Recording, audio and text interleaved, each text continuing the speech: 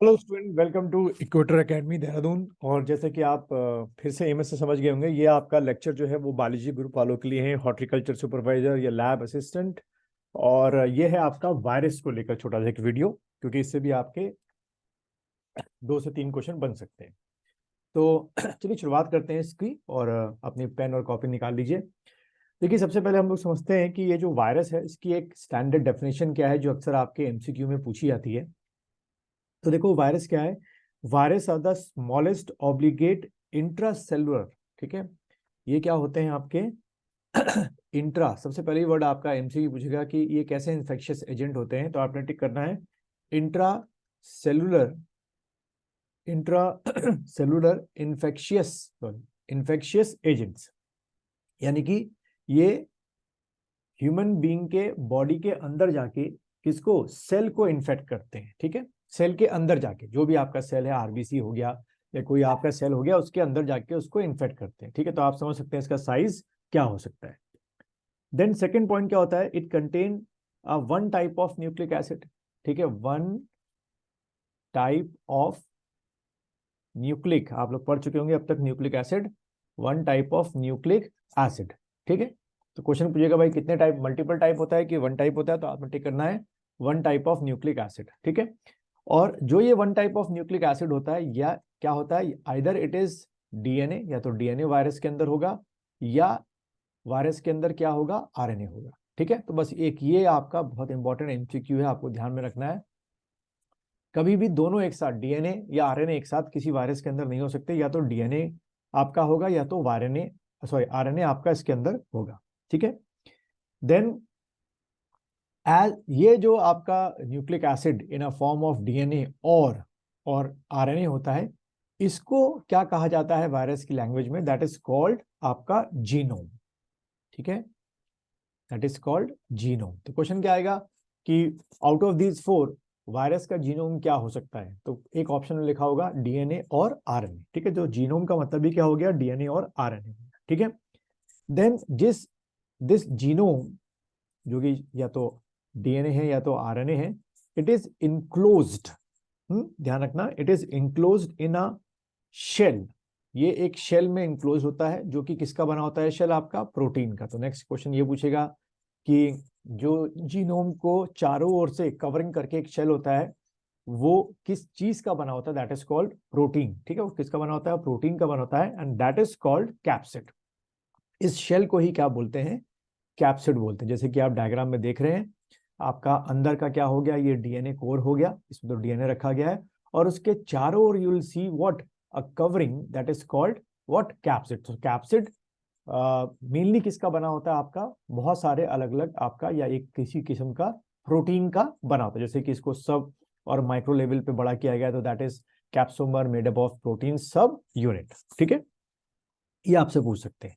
Then next point और क्या बन सकता है इसमें, कि आपका जो ये कैप्सूल होता है, ठीक है, which have a surrounding lipid, lipid what, containing membrane. यानी कि ये कैप्सिड भी फिर चारों ओर से, ठीक है, ये जो शेल है फिर से चारों ओर से और एक और लेयर से घिरा होता है। यानी कि जीनोम सबसे अंदर हो गया, उसके ऊपर क्या हो गया, कैप्सिड हो गया, और कैप्सिड के ऊपर भी आपकी एक और लेयर होती है, that is made up of what, lipid containing membrane. उसमें क्या होते हैं, लिपिड होते हैं आपके, लिपिड कंटेनिंग, हाँ, लिपिड कंटेनिंग मेम्ब्रेन। उसमें क्या होते हैं, लिपिड कंटेनिंग मेम्ब्रेन होते हैं, एंड इसको क्या बोलते हैं, एनवेलप बोलते हैं। ठीक है, that is called envelope, ENVELOPE, envelope. तो अगर हम इसको from inner to outside side लगाएं तो कैसे लगाएंगे, सबसे अंदर क्या होगा, हमारा जीनोम होगा, जो कि डीएनए या आरएनए का बना होगा। उसके ऊपर जो लेयर होगा वो हमारी क्या होगी बच्चों, वो हमारी होगी कैप्सिड होगी। ठीक है, एंड कैप्सिड के ऊपर भी जो हमारी लेयर होगी, that is called envelope, that is called envelope. ठीक है, एनवेलप। तो ये आपको याद रखना अंदर से बाहर की तरफ। ठीक है, कुछ इस तरीके का स्ट्रक्चर जो होता है वो आपके वायरसेस का आपको ध्यान में, ये बेसिक स्ट्रक्चर है, लगभग लगभग हर वायरस में आपको ऐसा ही स्ट्रक्चर मिलेगा। अब बात करते हैं कि what is the basic difference between what, virus as compare to what, bacteria. क्योंकि दोनों ही इन्फेक्टेड एजेंट्स हैं आपके। तो देखो सबसे पहले आप लोगों को पता होगा वायरस साइज में जो है बैक्टीरिया से बहुत छोटा होता है, ठीक है, ये फर्स्ट डिफरेंस। और ये पूछ लेते हैं कि virus is much smaller than the what, bacteria, ठीक है। तो ये तो आप लोगों को पता होगा साइंस स्टूडेंट के नाते होने के। देन सेकंड क्या होता है कि virus did not contain any type of enzyme, ठीक है, did not contain any type of enzyme, इसमें कोई भी एंजाइम नहीं होता है।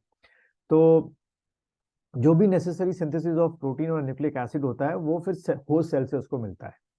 Then virus do not have what, do not have cellular organisation, ठीक है, कोई भी इसमें सेलुलर, ध्यान रखना, ऑर्गेनाइजेशन नहीं होती है।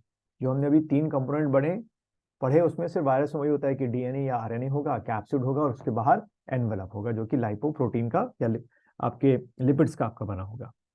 Then virus is never